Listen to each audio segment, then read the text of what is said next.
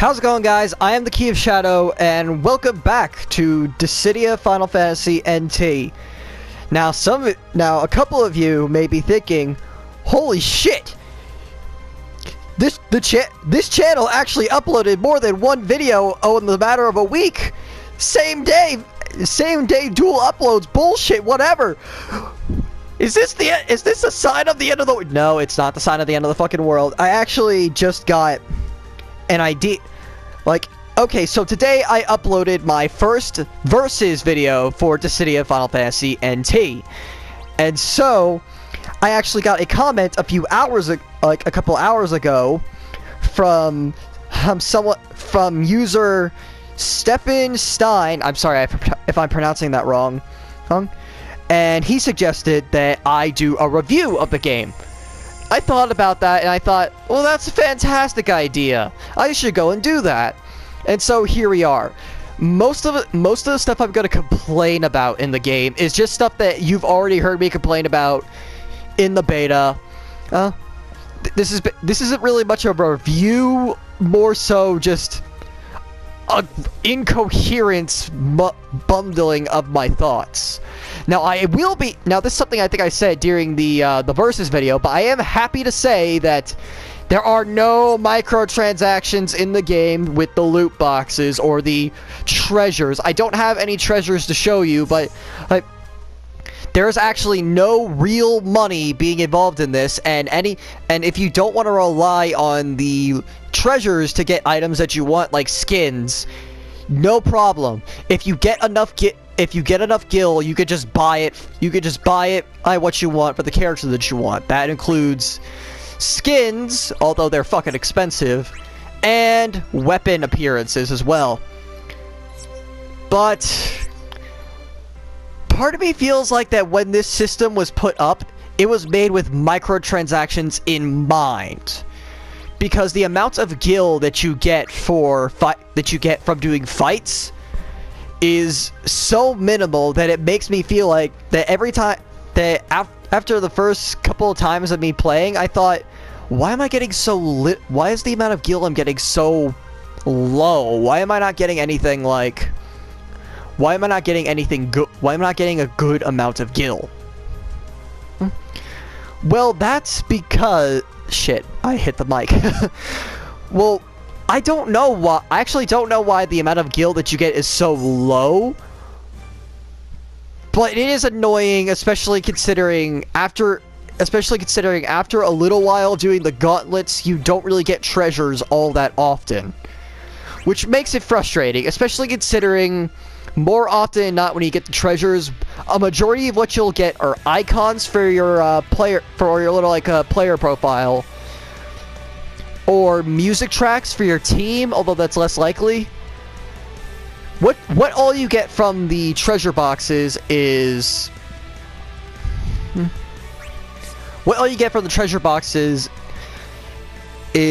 quotes, like stuff that you could say like in the in-game chat, music tracks that you can have for your party, or that you can just have during battle, icons, like I already said, and the things that can change your appearance, like weapon skins or skins for your character. Now I'm going into this to kind of demonstrate a little bit what I feel about the gameplay, but I'm not going to go through the entire gauntlet. I'm just doing this to better show my thoughts on the gameplay. Now, one thing that I did complain about in the open beta that's still a problem here is that the opponent at least the AI.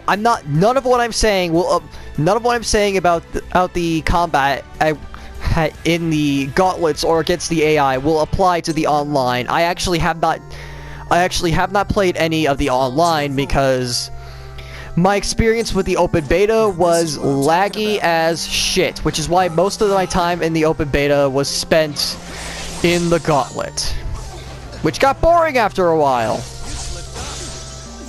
And in the end, I don't really see why I spent so much time in the open gauntlet, because anything, and I mean anything, that I earned that I rightfully fucking earned in the open beta did not transfer over to the main game. I was pissed when I found that out, by the way. But anyways, so yeah. And here's kind of another problem that I have. Here's kind of a problem that I have it was there in the beta, but it wasn't really that big of an issue because I didn't play the beta all that much. But considering how much I've been playing the game since it came out, it's become a lot more apparent. And that is the opponent ganging up on you. Now I'm pretty sure this would also apply to online, but it especially applies onto the AI as well. Well, they will gang up on you. You will have opponents gang up on you, whether it be players, I'm assuming. Again, I have not had my experience with the online since the beta. Or whether it be the AI in the game. You will get ganged up on. And that is really fucking frustrating. Now, I know it looks like I'm playing shit, but that may not make it look very good on my opinions of the game, but I deliberately picked a high difficulty, but yeah, my main problem, basically all my problems with the combat of the game are the same as they were in the beta. Opponents running away from you and ganging up on you, the arenas being overly big. And the whole running away thing is a lot more of an issue when you're like trying to do 1v1 or something, because I think the AI in the game is set up to where no matter how many fighters are actually in the arena. Okay, that was not a good example of what I meant from the gil. I mean, like, I could win a gauntlet and still get like 1,000, only get like 1,000 gil.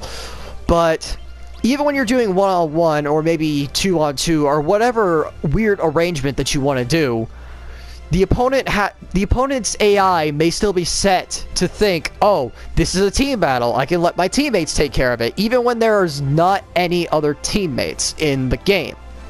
Even when it's just the AI and the player. Now I'm going into the summon gauntlet, not to play through the entire gauntlet, because no, that would take fucking forever. But to show you how the summon battles work, and to give my opinions on those. Now, first off, each character has a type or class. Vanguard, Marksman, Specialist, and Assassin are the 4 classes. They're not in that order, but I just showed them as I saw them while scrolling down.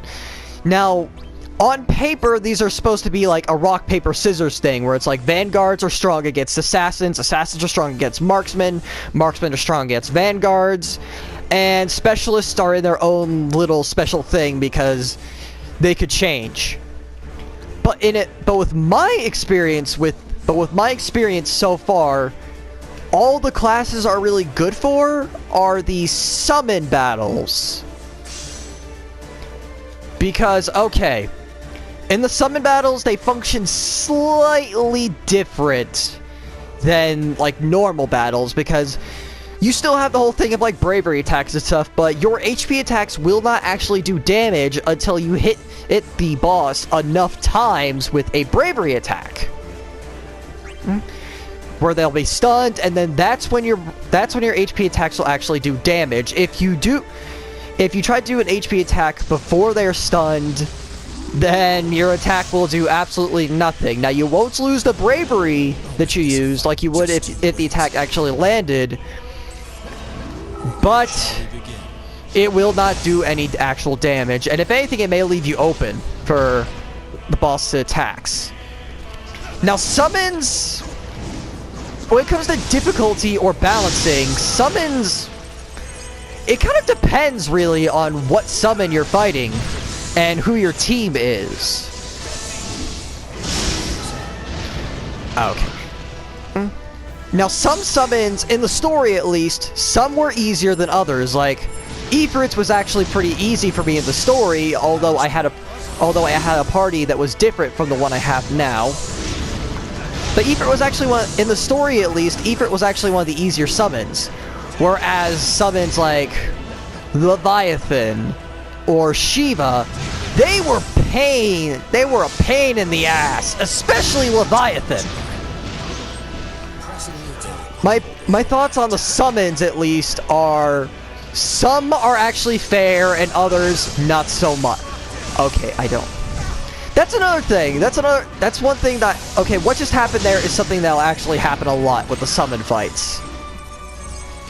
And that is sometimes you'll be knocked away, sometimes you'll be knocked halfway across the arena, and your teammates will actually stun the boss, and by the time you get to the boss and you actually do your attack, the boss is getting up and your attack will do no damage. Frustrating, but whatever. Oh my god, sorry about that, but yeah, that's basically my thoughts on the summon battles. They could be a pain in the ass. They can actually be really broken if you're like the fights against Leviathan or Shiva. They're kind of cheap. They're kind of cheap because Shiva will do things. Shiva will like duplicate herself where there's like 2 Shivas on the field. And Leviathan will constantly spam you with bravery attacks as well as HP attacks. I mean, all the bosses technically spam bravery attacks, but Leviathan takes it to a new level of spamming.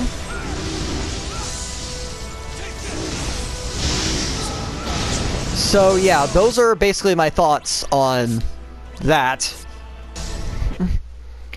This was a jumbled mess of my opinions and my comments.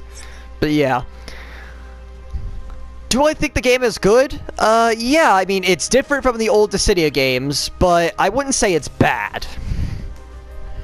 Not by any stretch of the imagination, it's just different.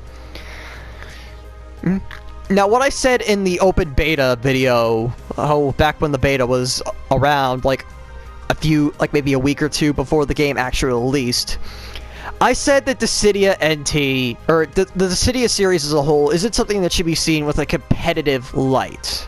It should not be seen as a game that should be competitive, like in the esports thing or whatever. After playing the full release and doing it a little bit, my opinion on that, more or less, is kind of the same. I still don't think that it should be seen as a competitive game. But after playing the full release, I do definitely think it could be one of those games.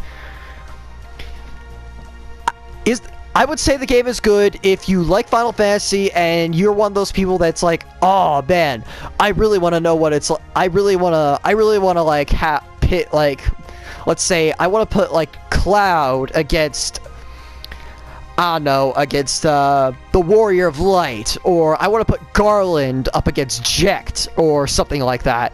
Basically, if you want to put some of your favorite Final Fantasy characters up against each other in a fight, or have a party of them and make them fight, this is definitely your game. This is definitely your game.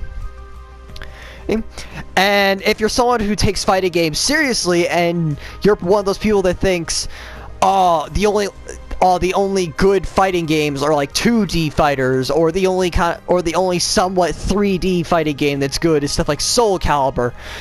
This is definitely something that I think would make you change your opinion at least a little bit on 3D fighters.